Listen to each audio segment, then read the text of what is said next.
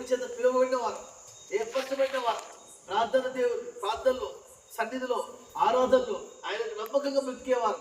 మనం ఆయన కోసం జీవిస్తున్నాం కాబట్టి దేవుడు అంటున్నాడు, ఇజ్రాయిల్ మీద ఏముండదట? మాంత్రిక శక్తి ప్రభావం పనిచేయదు. మొదటి వాడు చెప్తారు, స్థిరంగా ఉండాలి, కదలించబడదు. స్థిరంగా ఉంటే మన చుట్టూ ఎవరు ఉంటారు? దేవుడే మన చుట్టూ కంచె వేస్తాడు. యోగు చుట్టూ ఏమున్నది? కంచె ఉన్నది. కంచె దాటి దేవుడు సాతాను వచ్చి ఏంది దేవా, ఆ యోగు చుట్టూ నువ్వేం చేసినావు? కంచేసినావయ్యా. అలాగే మన చుట్టూ కంచె ఉన్నది.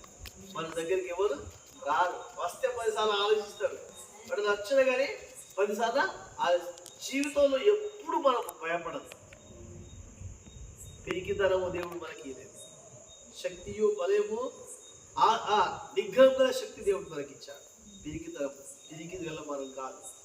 పిరికోలు చచ్చిపోతాం, పిరికోలు ఆత్మహత్య చేసుకుంటాం, పిరికోలు ఇటకెళ్ళి పారిపోతాం, పిరికోలు తప్పుడు ఆలోచన తీసుకుంటాం, పిరికోలు తప్పుడు నిర్ణయాలు తీసుకుంటారు. మనమైతే ఏం చేయాలి? యెహోవా యందు భయభక్తులు కలిగి నివాసం చేస్తే ఏమంటున్నాడు? ఆయనే మనల్ని కాపాడుతాడు. ఆయన మనల్ని కాపాడువాడు కురుకడు నిద్రపోడు. కాపాడువాడు కురుకడు నిద్రపోడు. కాబట్టి దయ్యాశక్తి దేలెక్కడ వస్తాయి?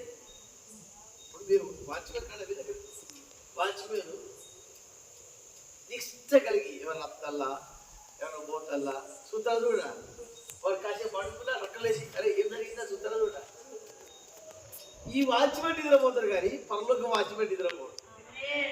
పరలోక వాచ్మెన్ నిద్రపోడు కాబట్టి ఆయన నిద్రపోడు కాబట్టి ఏం చేస్తాడంటే నేను కాస్తున్నాడు కాబట్టి మనం జాగ్రత్తగా ఉండాలి, నెమ్మదిగా ఉండాలి, భయము భక్తితో ఉండాలి.